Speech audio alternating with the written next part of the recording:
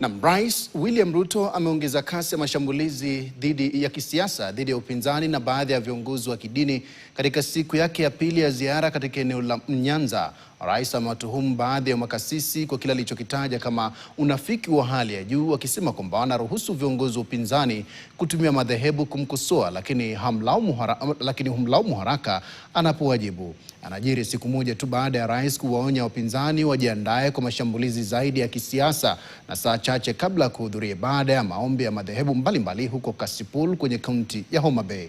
Bramwell Bwire ana kina cha taarifa hii. Iwapo ulitarajia kuwa ziara ya Rais Ruto eneo la Nyanza ingepunguza joto kali la kisiasa nchini, basi siku hii ya pili imeyafuta matumaini yako. Rais amepeleka mapambano yake moja kwa moja hadi madhabahuni.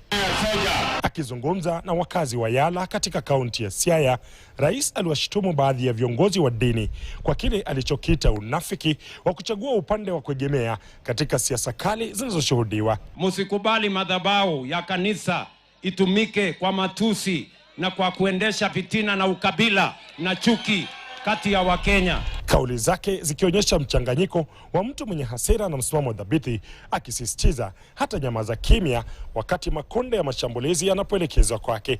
Sasa mimi nawatangazia nyinyi watu wa ukabila, kwanza wewe mtu mwenye pepo chafu ya ukabila na chuki na kugawanya wananchi wa Kenya, wewe ambaye unaibia mayatima pamoja na wale ambao hawana mabwana, wewe ambaye unaumiza watoto wetu na kuwaua, you have no space in the Republic of Kenya.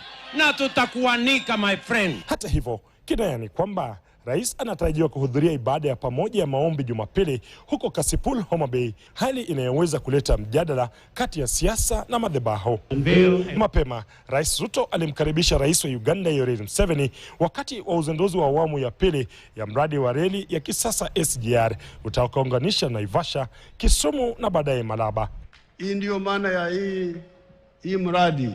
Mizigo yote mizito sana toka kwa barabara kwenda kwa gari moshi, ndio maana yake. Then transfer all the petroleum products to the pipeline.